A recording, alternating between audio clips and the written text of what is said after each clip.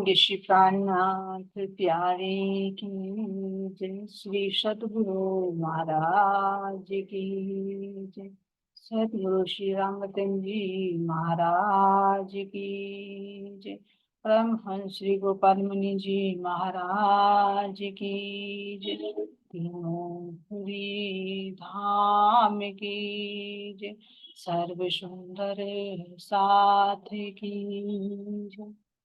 बंदो सतगुरु करो सो प्रेम प्रणाम।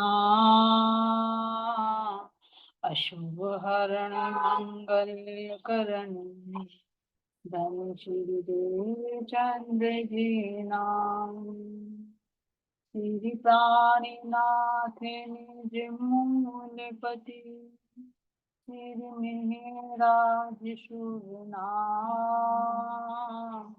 तेज कुंवर श्यामा युगल को पल पल करू प्रणाम। को पल पल करू प्रणाम। श्री प्राणीनाथ तुम सत्य हो, तुमसे चलत जहाज। मैं अधीन करने में बहाग्रह की नाज। बहाग्रह की नाज। बोलिए श्री प्राणनाथ प्यारे की जय। धाम के धन की जय। कृष्ण कन्हैया लाल की जय। प्राणाधार प्यारे सुंदर साथ जी आप सबके धाम निर्दय में विराजित प्राण प्रियतम प्राण वल्लभ के मुरी चरणार विजय कोटान कोट से सुंदर साथ जी राज्य महाराज जी की मेरे सतगुरु महाराज जी की कृपा से हम अपने परमहंस श्री गोपाल मणि जी की बेटा का श्रवण कर रहे हैं। तो सुंदर साथ जी हमारा प्रसंग चल रहा है त्रिवेणी गांव का, है ना। किस तरह से साधु बाबा जिनका नाम सरनाम सिंह होता है और उनकी भाभी कमलेश्वरी, है ना, किस तरह से उनमें मनमुटाव हो जाता है और आखिर में सरनाम सिंह जी को ही झुकना पड़ता है। वे सतगुरु महाराज जी के शरण में आ जाते हैं क्योंकि उनके अंदर परमधाम का अंक है ना। तो जैसे सुंदर साथ जी फिर यहाँ पर आते हैं जब वे टिकुरी गांव में, तो किस प्रकार सुंदर साथ अपने अपने घर उनका पधरावनी करते हैं। अपने घर बुलाकर सभी संत मंडलियों के साथ में उनका स्वागत किया जाता है। तो कमलेश्वरी देवी भी अपने ससुर से कहकर अपने घर बुलवा लेती हैं और जब उनका आने का पता चलता है सुंदर जी तो बहुत खुशी से मंगल गीत गाने लगती हैं और सारी तैयारी यहाँ पर करने लगती हैं, है ना। जैसे चौक पूरना, तोरण बांधना, है ना, दीप जलाना, झालर लगाना, सारी मतलब जितनी भी तैयारी करनी होती है वो ज्यादा से ज्यादा तैयारी करने लगी। क्यों? क्योंकि उन्हें लगा कि साक्षात मेरे सतगुरु जो मेरे धामधनी स्वरूप है मेरे घर पर पधारे। तो सुंदर साथ जी कल हमने सुना कि कैसे मंगल गीत भी गाती हैं मिलजुल कर सारे गांव के वासी, क्योंकि पहले पहचान हो चुकी ना भाई। कमलेश्वरी जी के माध्यम से फिर सरनाम जी की जो 6 साल की तपस्या थी कि भाई ऐसे सतगुरु मिल गए हैं जो मतलब अंदर उतर रहे हैं, तो उनसे काफी प्रभावित हुई।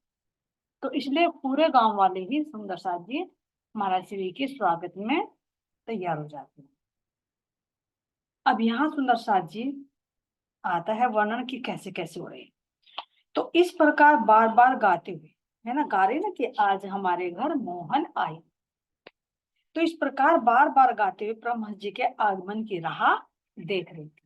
महसूस कीजिए सुंदर साथ जी उस खुशी को, क्योंकि जब हमारे घर में हमारे सतगुरु महाराज जी आते हैं या कोई प्रोग्राम होता है ना, तो कितनी खुशी होती है। तो उस खुशी को उस खुशी में अपने आप को खड़ा करके देखिए वहां, तो तभी हम दूसरे के भाव को भी जान सकते हैं सुंदर साथ, है ना।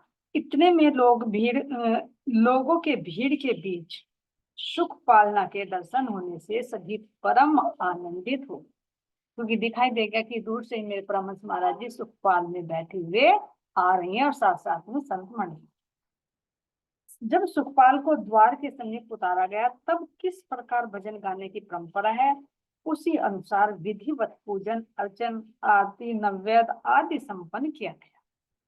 क्योंकि जब सर्वप्रथम अपने घर पधारते अपने सतगुरु तो ऐसे ही थोड़े ना उनका स्वागत किया जाएगा, फूल माला पहनाई जाएगी, आरती उतारी जाएगी, है ना, जलपान कराया जाएगा, चरण स्पर्श किए जाएंगे, चरण धोए जाएंगे। तो ये सारा काम करा है ना, अलग अलग तरह में अलग अलग परंपरा हो। तो यहाँ कह रहे जैसे वहां पर परंपरा थी उन्होंने ऐसे किया। भूल साई त्रिपाठी के समस्त परिवारजनों ने श्री ब्रह्महंस जी से तारतम्य दीक्षा ली।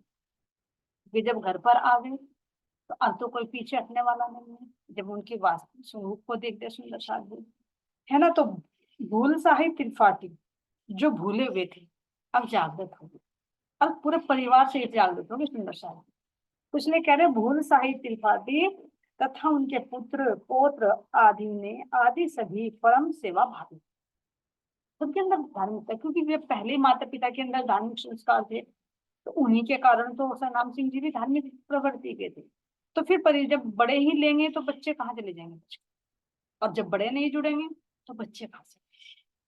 हम क्या करते हैं, हम अपने आप तो नहीं करते लेकिन उम्मीद करते हैं कि हमारे बच्चे आए, जब तुम करोगे तभी तो बच्चे बढ़ेंगे, अनुकरणशील होते हैं। तो ऐसे उनके भाव को देखकर सुंदर साथ जी, जहाँ ये राम भक्त थे, अब हमारे भूल साई त्रिपाठी भूल को छोड़कर जागृत होकर राज्य की शरण में। तो कह रहे सुंदर साथ जी, वे महान आत्माओं और उनके वंशजों को आज भी प्रेम से संभाला जा रहा है। आज भी उनके वंशज गण सेवा में अर्पित हैं, है ना। क्यों सेवा में अर्पित है? क्योंकि उनके अंदर जो है, जो भक्ति बीज है वो खत्म नहीं हुआ, क्योंकि अब चल गया, उन्होंने लिया, फिर उनके पुत्र ने ले लिया, फिर उनके पोतों ने भी ले लिया, तो चलेगी एक भक्ति भाव की परंपरा। तो वही सुंदर साथ जी यहाँ पर लेने लगे। अब क्या कह रहे हैं कि तिवनी गांव में भूल साई त्रिपाठी के यहाँ परमहंस जी कितने दिन रुकते हैं सुंदर साथ जी? 3 दिन। अब की भांति नहीं कि 5 मिनट आए, जलपान किया और बस सरो प्रणाम जी चल दिए। फिर जब आराम से जा रहे हैं घूमते घूमते तो 3 दिन रुकते सुंदर साथ जी। ऐसा सेवा का मौका मिला मेरे कमलेश्वर जी को, परमहंस जी महाराज जी। तो 3 दिन रुकने के बाद परमहंस जी यहाँ से टिकुरी स्थान के लिए पधारे, क्योंकि बुलाया था तो उनकी भाव की हार्दिक इच्छा थी। तो आए और आने के बाद में चले। तो यहाँ सुंदर साथ जी कह रहे हैं, फिर दुबगवा, चंदे, सोनवर्षा, खरहना सतनी और तिकुरी आदि समस्त गांव में समस्त अबला वृद्ध नर नारी परमहंस जी के दर्शन और सत्संग के लिए आया करते। यानी जो आसपास के गांव थे जहाँ परमहंस जी जाते, यानी आसपास के पूरे गांव में महाराज जी की पूरा प्रचार हो गया।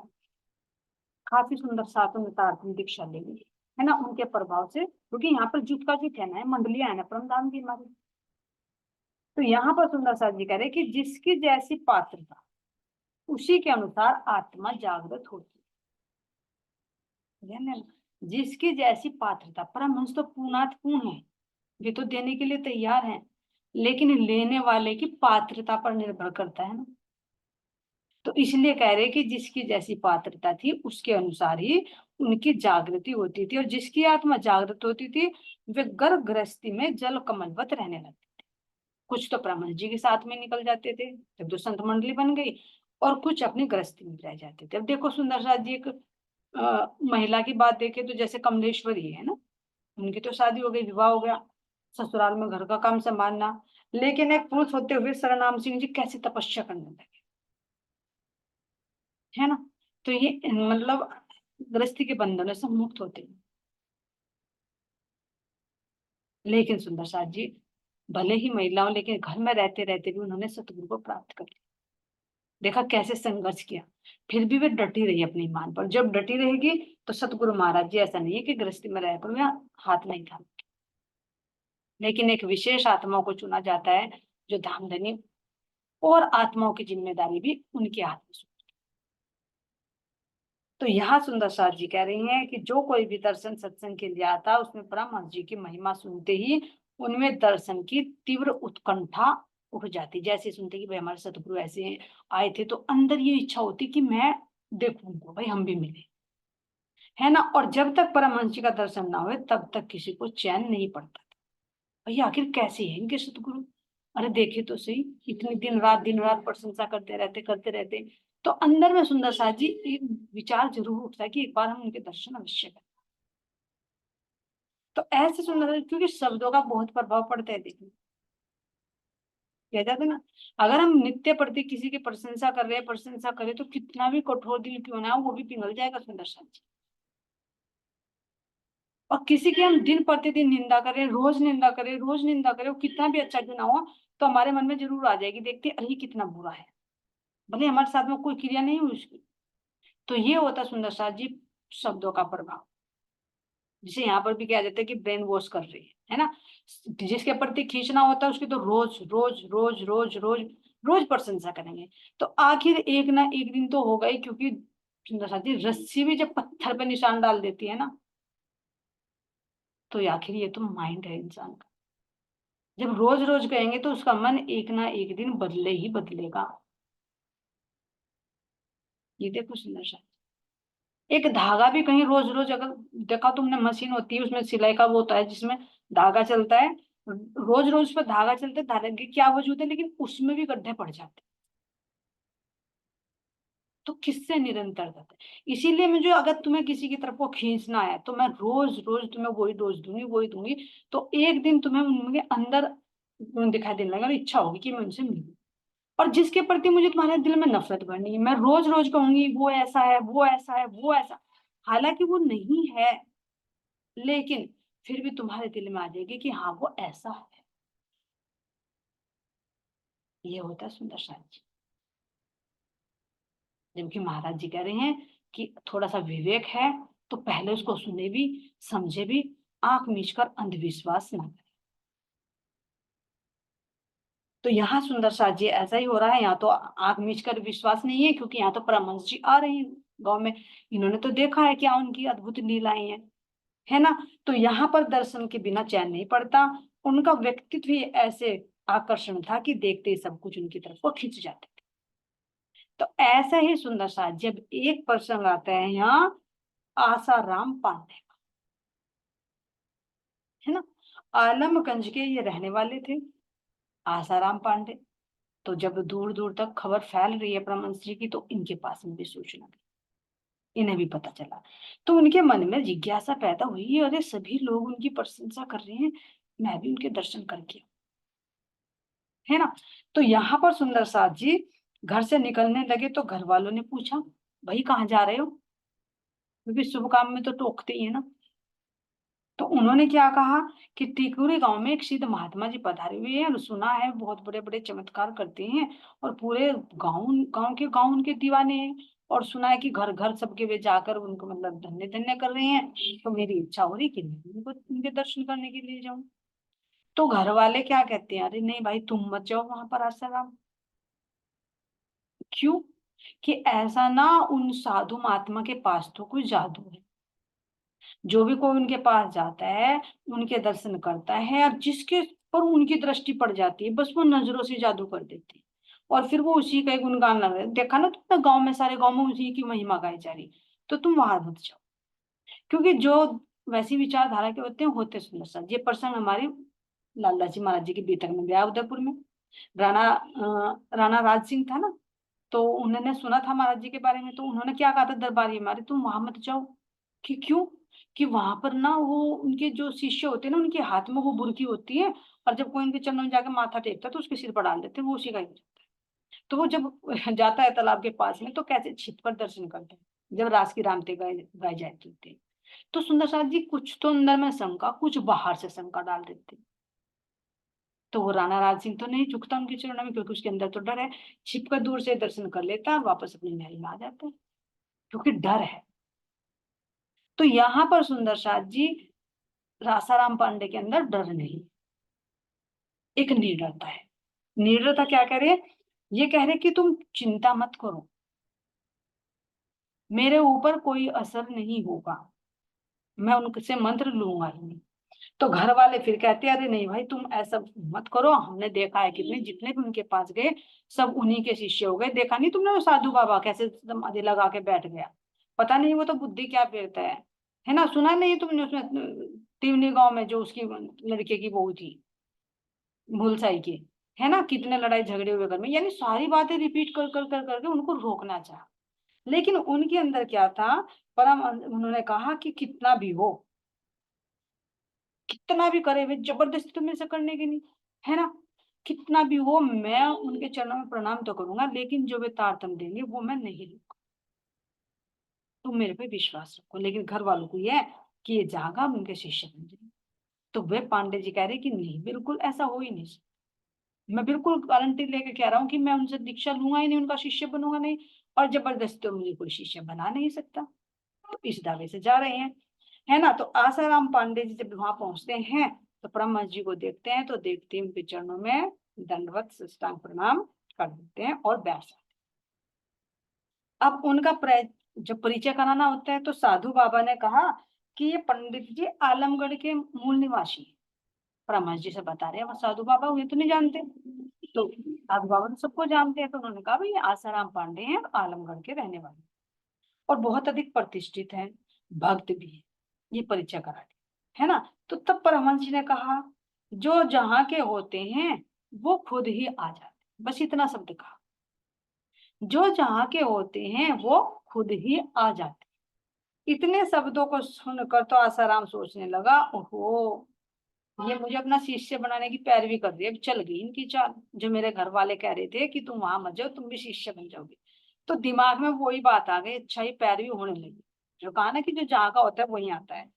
तो उन्होंने कहा कि ये पैरवी तो करे, लेकिन मैं इनका शिष्य नहीं बनूंगा। अंदर में दृढ़ विश्वास कर लिया, मैं शिष्य नहीं बनूंगा। अब इनकी चालाकी शुरू हो गई, कैसे अपना शिष्य बनाते।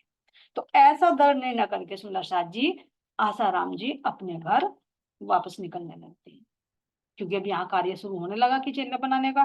तब निकल यहाँ से, है ना। तो लगभग 4 दिन के बाद घर तो आ गए वापस। घर आके बताया कि देखो तुमने कहा था ना कि उनके शिष्य बन जाओगे जाते ही, वे तारतम दीक्षा दे देते हैं, वे जादू कर देते हैं। देखो मैं आ गया ना, कुछ नहीं, ऐसा कुछ नहीं जो तुम्हारे मन में बयान था। मैंने दृढ़ निर्णय किया था कि मैं शिष्य नहीं बनूंगा, तो नहीं बना ना, देखो आ गया। ठीक है, एक दिन बीता, 2 दिन बीते, 3 दिन बीते, अब आया चौथा। चौथा दिन में जैसे रात्रि को सोया तो उसको सौपन दिखाई दिया, और सौपन में परमहंस जी ने दर्शन देकर एक पत्र दिया, है ना। तो पत्र को पाकर आसाराम को तो बहुत आनंद हुआ। सौपन में ही, जो जागृति में नहीं तो सौपन में काम होगा, है ना। उसके जोश में वे भजन गाने लगे। सोते सोते ही जो उनको पत्र मिला, तो सोते सोते ही भजन गा रहे हैं। क्या गा रहे हैं भजन? अब चैन न परे दिन रात अब हो, मोहे आई शाम की पाती हो। अब चैन न परे दिन रात भी हो, मोहे आई शाम की पाती हो।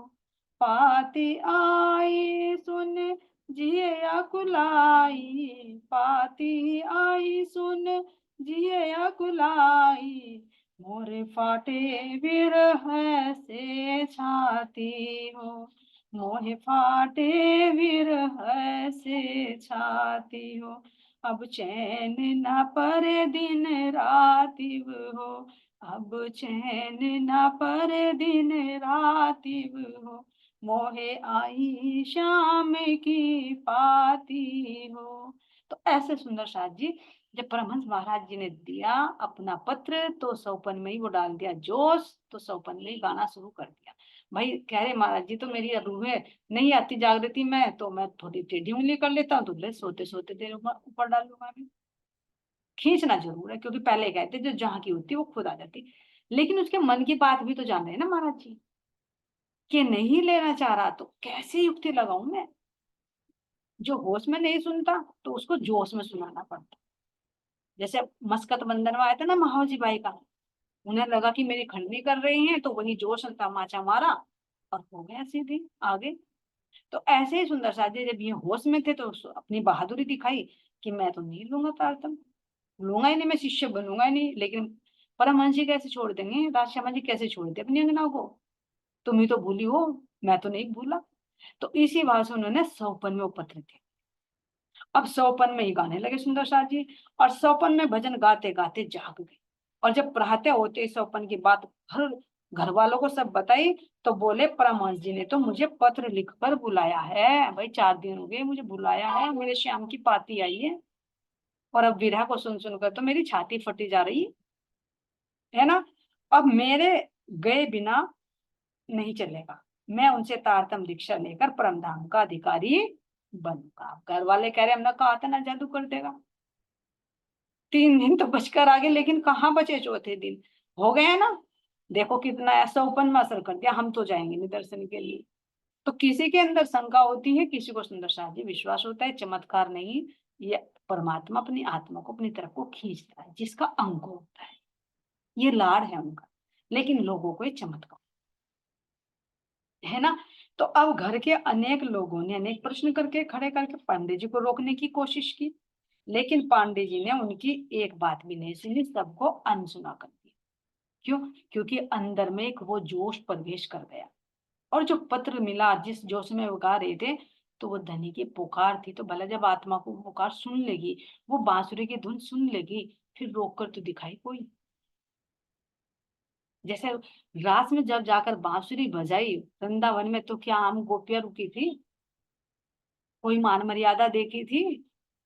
दूध पिलाते बच्चों को छोड़ दिया, ससुर की मर्यादा नहीं, ये पड़ी तेरी थाली, है ना, ये पड़ा तेरा नहाना, पति का नहाना, सब कुछ छोड़कर उलट पुलट ऐसे ही दौड़ पड़ी थी। क्यों? क्योंकि जब आत्मा को खींचती है ना परमात्मा, तो फिर उसको शरीर को कोई सुधि नहीं रहती। तो यहाँ पांडे जी का हुआ कि अब वे किसी की भी नहीं सुन रहे हैं और तुरंत निकल पड़ते हैं। और निकलते ही तिगरी गांव में आकर ब्रह्मन जी के चरणों में साष्टांग प्रणाम कर लेते हैं और चरण पकड़ कर बोलते हैं। और परमहंस जी फिर उनको उठाते हैं और कहते हैं, उठो ब्रह्म आत्मा। अंकुर था ना, इसीलिए पहले पेज का तो एक ही शब्द बोला था वो, जो जहाँ का होता है भाई वहां श्रम आ जाता है चलकर। लेकिन इतनी सुनकर वो थोड़ा फुचक्कर हुआ। लेकिन महाराज जी कहाँ छोड़ने वाले, चल जहां भी चलना, क्योंकि अब तो नजर में आ गए। तो वहीं जाकर पत्र दे दिया कि भाई आजा जल्दी, है ना। तो सुंदर साथ जी उन्होंने क्या कहा कि उठो ब्रह्मात्मा, आपका मनोरथ पूर्ण हुआ है क्या? जो आप चाह रहे थे, आपका मनोरथ पूरा हो गया?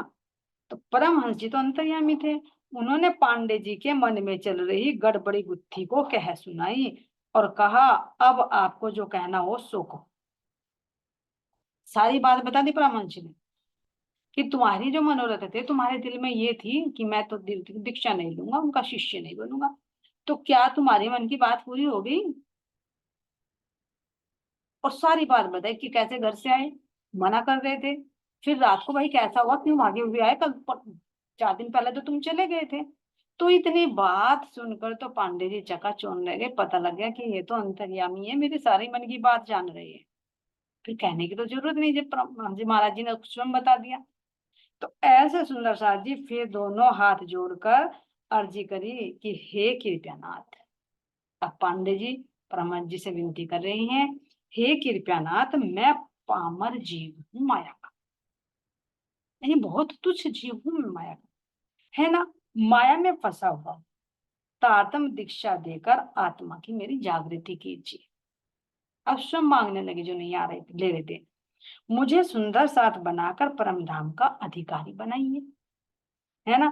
पांडे जी की प्रार्थना को सुनकर परमा जी ने उन्हें तारतम दीक्षा देते हुए पांडे जी की आत्म जागृति कहलवा देना, इन्हीं के मुख से, जो कहते मैं दीक्षा लूंगा ही नहीं, मैं शिष्य बनूंगा नहीं, तो अंदर में जब डाल देते हैं तो वो ही बोलते हैं सुंदर साथ, हाँ मुझे दीजिए, अपना शिष्य बनाइए और मुझे परमधाम का अधिकारी बनाइए। अपने परमात्मा को दर्शन करके मैं वे मुग्ध हो गए और उस दिन से पांडे जी परमहंस जी की सेवा में अंतिम श्वास तक सदैव तत्पर, छोड़ दिया घर बार, बस वहीं रहने लगे त्रिपुरी में ही, और परमहंस महाराज जी की सेवा करनी यहाँ पर शुरू कर दी। तो ऐसा है सुंदर साथ जी, अंकुरित आत्माओं को ऐसे धाम धनी में जागृत किया। तो कुछ कुछ के नाम है, ऐसे तो बहुत सारी सुंदर साथ जी, देखो बहुत सारी आत्माएं जागृत हुई यहाँ परमहंस महाराज जी की जुट की। तो अब सुंदर साथ जी आगे वर्णन आता है कि परमहंस जी का महत्व सुनकर जो बेलगांव के नायका सिंह पाइक थे, आमी गांव के गंगाराम नरोलिया थे, और जंगम राम रोकरिया और चंदे गांव के भैदुद्दीनी गोरिया, उन्होंने सबने सहपरिवार दीक्षा ली और फिर यहीं पर आजीवन सेवा में तत्पर रहे। अब आता है सुंदर साथ जी, यहाँ पर जो टिकुरी गांव में मंदिर वो बनाया था बगीचे में, साधु बाबा का स्थान। तो अभी तो यहाँ पे पर्णकुटी बनाई थी मोजम बाबा ने, है ना, रमन जी के रहने के लिए। लेकिन जब इनको कह देते कि भाई यहाँ पे एक तीर्थ बनेगा, जो भी इसके दर्शन करेगा ना उसकी आत्मा का कल्याण होगा। और तो अब यहाँ पर जब रहना होता है तो कुछ निर्माण कार्य भी करना होता है। तो यहाँ पर अब थोड़े से मकान बनाने लगे, निर्माण का कार्य शुरू हो गया। तो उसके लिए सुंदर साथ जी, सभी सुंदर साथ ने सहयोग दिया। तो बड़ी बड़ी लकड़ियां भी, क्योंकि पहले तो कच्चे बनता है ना, जैसे देखो पन्ना जी में बनी थी शुरू में, है ना, बंगला जी बनाया था, खसखस की टट्टियां जो वर्णन आता है कि कैसे कैसे बनाए जाते, पक्के तो बाद में बने, उस समय तो लकड़ी से घास फूस से यही करके बनाया जाता था। तो यहाँ पर निर्माण कार्य शुरू हो जाता है, तो सारे सुंदर साथ जो होते हैं भाई युवा, तो वे क्या करते हैं, लकड़ियों को उठा उठा कर लाते हैं जमीन से, ताकि जब कार्य चल रहा है वहां पर तो उसमें जरूरत पड़ती है। तो ऐसे सुंदर साथ जी यहाँ पर कह रहे हैं कि उसमें से दुर्गवा और सोनवर्षा गांव की विशेष सहायता है। दो गांव, दुर्गवा और सोनवर्षा, उनका विशेष सहयोग रहा। तो सोनवर्षा गांव के तो श्री राम प्रसाद, लहुराई राम और प्रहलाद विशेष सेवादार, तीन सेवादार विशेष। करी तो सबने सेवा सुंदर साथ जी, लेकिन एक जो ज्यादा करते हैं तो उनका ही नाम लिखा जाता है। तो सोनवर्षा गांव के थे श्री राम प्रसाद, श्री लहुराई राम और श्री प्रहलाद, ये विशेष सेवादार थे। तो कह रहे विक्रम संवत 1881 में बंगला मंदिर का निर्माण कार्य हो रहा था, तो उसके लिए इमारती लकड़ियां सुंदर साथ दूर दूर से उठाकर ला रहे थे। अब सोनवर्षा जो प्रहलाद थे सुंदर साथ जी सोनवर्षा के, तो वो भी लकड़ियां उठाने के लिए दौड़ दौड़ पड़े। भाई बड़ी बड़ी लकड़ियां भी लाए, छोटी छोटी भी लाए। है तो थोड़ा सा जो बच्चे बड़े होते हैं उनके अंदर एक जोश होता है कि ये काम हम कर लें, है ना। तो सब तो अपने वजूद के अनुसार लकड़ियां उठा उठा कर ला रहे हैं। लेकिन एक लकड़ी का गट्ठा, जैसे पेड़ काट देते हैं उसका तना होता है बहुत भारी, तो वो जल्दी से उठता नहीं था। तो कम से कम दो तीन आदमी उठाए तो ही उठ सकता था, है ना। दो तीन क्या, छह लोग कह रहे हैं, छह लोग बड़ी मुश्किल से उठा पाते थे, इतना बड़ा वो था लट्ठा लकड़ी का। लेकिन प्रहलाद जी क्या करते हैं, सतगुरु महाराज जी का जयकारा बोलकर उसको उठा देते। उठाते हुए से कुछ बोझ ही नहीं लगा, क्योंकि एक जोश होता है सुंदर साहब, है ना। अब वो उठाकर लेकर आए, तो सब वहां आकर देखने लगे कि भाई ये लकड़ी कौन लाए, लकड़ी कौन लाए, तो सब बातें करने लगे। तो परमहंस जी ने कहा कि भाई आज आज तो ना, अब तो सुंदर साथ ना मेरे साथ में वजनदार लकड़ियां भी उठा रहे हैं। अब तो मेरे साथ में सुंदर साथ वजनदार लकड़ियां भी उठा रहे। तो उन्होंने पूछा कि आपके साथ, आप तो यहाँ बैठे हो, कि नहीं मैं भी उठा रहा हूँ। ये लकड़ी किसने उठाई? तो उन्होंने कहा कि ये तो प्रहलाद लाए हैं, ये तो प्रहलाद लाई है लकड़ी, मैं थोड़ी लाई है। तो उन्होंने कहा कि ये कितनी वजनदार है, उठाने से तीन चार, तो तीन चार पे भी नहीं उठी, छह सात ने वो मुश्किल से उठाई। तो उन्होंने कहा प्रहलाद तू कैसे उठा कर लाया है लकड़ी? कि सतगुरु महाराज जी का नाम लेकर। तो फिर परमहंस महाराज जी ने अपना कंधा दिखाया, तो देखा यहाँ से लाल हुआ था, वो लकड़ी का निशान वहां पर था। क्यों? क्योंकि उसने सतगुरु महाराज जी का नाम लेकर जो किया, तो वो सारा भार सतगुरु महाराज जी पर गया। तो इसीलिए तो प्रहलाद इतने भारी वजन को उठा कर ले गए। तो जब उस सुंदर साथ ने देखा कि परमहंस जी के तो कंधा लाल हो रहा है, मिट्टी भी लगी हुई है, तो उन्हें बहुत दुख हुआ और प्रहलाद को भी दुख हुआ, है ना। तो उन्होंने बहुत, मतलब वो खुद भी उसने पश्चाताप किया, और सुंदर साथ ने भी किया कि तूने सतगुरु को ऐसे कष्ट क्यों दिया, भाई छोटी छोटी थी तो उनको उठाना था। तो उसे कहा कि भाई मुझे नहीं पता था सतगुरु को कष्ट होगा, मैंने तो सतगुरु का नाम लिया, जयकारा लगाया और वो उठा लिया। तो यहाँ सुंदर साथ जी फिर परमात्मा जी से वो माफी मांगते हैं कि मेरे से बहुत बड़ी गलती हुई है ना, जो लकड़ी का गोला उठाते हुए जो मैंने आपका स्मरण किया था, तो इस कारण वो सारे भार जो है आग पर चला गए, तो इसके लिए मुझे माफ कर दिया। तो ऐसे सुंदर साथ जी अब यहाँ पर कह रहे हैं, परमहंस जी ने कहा, उन्होंने जब अपनी भूल समझ ली, उसकी समझ में आ गई, तो दंडवत प्रणाम करके उन्होंने क्षमा मांगी। तो परमहंस जी ने कहा कि तेरी इतनी भूल अनजाने में हुई, भाई तुझे नहीं पता था, ध्यान देना सुंदर शाह जी, लेकिन अब से ऐसी भूल कभी मत करना, समर्थ गुरु का यह चमत्कार है। ध्यान देना, हमें कह रहे हैं, उनके प्रसंग से हमें बताया कि ऐसी भूल मत करना, समर्थ गुरु का यह चमत्कार है, जब भी उनका स्मरण करके किसी कार्य में सहायता हेतु उनकी याचना करते हैं ना, तो वे स्वयं उपस्थित रहकर हमारा भार उठा, ऐरो गैरो का नहीं कहा, जो समर्थ सतगुरु होते हैं, सामर्थ्यवान होते हैं, जो हर पल अपने शिष्य की पुकार सुनते हैं, तो वे, तुम कभी भी उनको पुकारोगे किसी कार्य के लिए तो वे तुरंत हाजिर हो जाएंगे। हमें नहीं पता चलता, हम तो सोचते हैं कार्य आसानी से होगा, लेकिन वो सारा भार सतगुरु पर जाता है। सुंदर सा, तो उन्होंने कहा कि प्रहलाद, तेरे जब बोलना गलती हुई तेरे से तो अनजाने में हुई, इसलिए ये क्षमा करने लायक है, लेकिन आगे से ऐसी गलती मत कर। तो प्रहलाद ने लकड़े का जो गोला उठाते हुए ब्रह्मा जी का स्मरण किया, तो ब्रह्मा जी ने अपनी अदृश्य उपस्थिति देकर उस गोले को उठा लिया, क्योंकि जब शिष्य बुला रहा है तो क्या सतगुरु नहीं आएंगे? आएंगे। तो उसी प्रकार सुंदर साथ जी, सतगुरु शिष्य अपने हर एक कार्य में उनका स्मरण करता है तो वो उनकी सहायता करते हैं, किसी भी कार्य में अगर हम पुकार करते हैं। परंतु एक संत ने कहा है, तेरे से जो हो सके वह प्रभु से ना करा, तेरे से जो हो सके वो प्रभु से ना करा, मटका तो प्रभु ना भरे भर देंगे तालाब। जो तेरे से कार्य हो सकता है तो उसमें सतगुरु को क्यों परेशान करते, प्रभु को क्यों परेशान करते, है ना?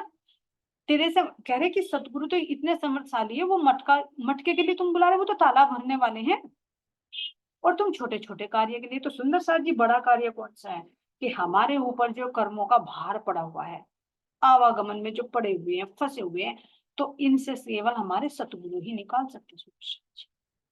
लेकिन यहाँ कह रहे हैं कि हम तुम छोटे छोटे से लौकिक कार्यों के लिए भी सतगुरु महाराज जी, सतगुरु महाराज जी। तो वो अब इस प्रसंग से महसूस करे सुंदर साथ जी, वो सारा भार हमारे सतगुरु पर जाता है। देखो, मुझे याद आ रहा है, जैसे वहां पर गए थे ना, पन्ना जी गए थे, तो पन्ना जी में जो खीरा वो मंदिर है, और उस मंदिर के पास पीछे छत्रसाल जी का भवन है। तो उसमें कैसे हम सतगुरु महाराज जी की जय, सतगुरु महाराज जी की जय बोलते बोलते बोलते बोलते उन पत्थरों पर चले, है ना? तो ऐसा एहसास हुआ सुंदर साथ जी की वास्तव में जब भी हम कोई कार्य कर रहे हैं तो वो कष्ट हमारे पर ना आकर सतगुरु पर जाए। तो उसमें तो हम अपने शरीर को कष्ट देकर चढ़ जाना चाहिए, है ना? तो सतगुरु महाराज जी से अगर ये कहें कि बल दे, तो वो बल भी सुंदर साथ जी अपना ही देते हैं, अपना बल देते हैं, और वो भार जो वो अपने आप में। तो इससे ये शिक्षा मिल रही है कि जो कार्य तुम कर सकते हो उसमें छोटे छोटे कार्यों के लिए सतगुरु को कष्ट मत दो। इसलिए कहा जाता है कि लौकिक कार्य के लिए भी अगर तुम लौकिक मांग सतगुरु से करते हो, मेरा ये काम हो जाए, ये काम हो जाए, तो वे भी दुखी होते हैं। क्यों दुखी होते हैं? क्योंकि मैं तो इनको माया से छुड़ाना चाह रहा हूँ, लेकिन ये मेरी अर्जी करके माया ही मांग रहे हैं। पाठ लगा रहे हैं, मेरे का पाठ कर रहे हैं, किसके लिए? लौकिक मनोकामनाओं के लिए, और मैं इनको इन माया से छुड़ाने के लिए आया हूँ। लेकिन क्या करूं, मुझे अपने इनकी इच्छा पूर्ति भी करनी होती है, तो इसलिए मुझे माया भी देनी पड़ती है। हालांकि खेल और भारी होता रहता है माया देकर, लेकिन देना पड़ता है, उनकी मांग पूरी करनी होती है। इसीलिए तो आता है सुंदर साथ जी की, जो उम्मी जमात होती है, सुन्नी जमात, उनकी फरियाद खुदा तक नहीं पहुंचती, पहुंची नहीं पहुंचती जो लौकिक फरियाद करते हैं, इसलिए वो अनसुना कर देते। लेकिन ज्यादा ही तुम पुकारोगे, क्या सतगुरु नहीं आएंगे? तो ये सुंदर साथ जी इससे हमें मिल रही है कि तलवार से बैंगन काटना यदि अपराध है, ध्यान देना, अगर तुम्हें सब्जी यहाँ पर बैंगन काटना है तो उसके लिए तो नाइफ उठाओगे ना, चाकू से काटोगे, ये तलवार उठाकर लाओगे कि बैंगन काटो, है ना? तो कह रहे तलवार से बैंगन काटना यदि अपराध है, तो गुरु के पास छोटे से काम के लिए याचना ये अक्षम्य अपराध है। छोटे छोटे कार्य का अक्षम्य, जिसको माफ नहीं किया जा सकता, ऐसा अपराध है। सतगुरु अपने शिष्य का योग अक्षेम तो सदैव बयान करते हैं, जितना भी वो चीज है ना, सदैव करते हैं, खुद ध्यान रखते हुए अपने शिष्य का। लेकिन हर हर छोटी छोटी बात के लिए हम उनको परेशान करें, तो ये अक्षम्य अपराध है ना? तुम यहाँ प्रैक्टिकल में देखो, मान लीजिए तुम्हारा घर में कोई बच्चा है ना, बेटा है या बेटी है, वो कार्य कुछ कर सकती है और फिर भी बार बार कहे मम्मी मेरी हेल्प करो, मम्मी मेरा हेल्प करना, तो तुम क्या कहोगे? अरे तू इस काम को कर तो सकती है, मुझे क्यों परेशान कर रही है? कितनी बार करोगे तुम, ये बताओ? जब पता है कि नहीं कर सकती तो तुम जरूर हेल्प करोगे उसकी, कि नहीं अभी कर नहीं सकती। लेकिन जब कर सकते फिर भी बुलाए तो तुम्हें कैसा था? ऐसा ही सही महाराज जी कह रहे हैं कि ये लौकिक कार्य, छोटे छोटे कार्य होते हैं, इनके लिए सतगुरु को बार बार परेशान नहीं करना। जो तुम कर सकते हो वो अपने आप को। हाँ, जयकारा सतगुरु का जरूर लगाओ, है ना, बल तो वही देंगे लेकिन बिना मांगे नहीं। जो कार्य हो सकता है उसे करो, लेकिन जो सामर्थ्य से परे है उसे सतगुरु को कष्ट नहीं। तुमने तो लकड़ी धोने वाला बना दिया, कह रहे कि हम कर रहे हैं, नाम तो हो गया प्रहलाद का, लाए सतगुरु महाराज जी उठाकर। तो ऐसे देखो सुंदर साथ जी, इस प्रसंग से ये भी शिक्षा मिलती है, और दूसरी शिक्षा ये भी मिलती है कि हम गुरु और सतगुरु की पदवी पर तो बहुत जल्दी बैठ जाते हैं।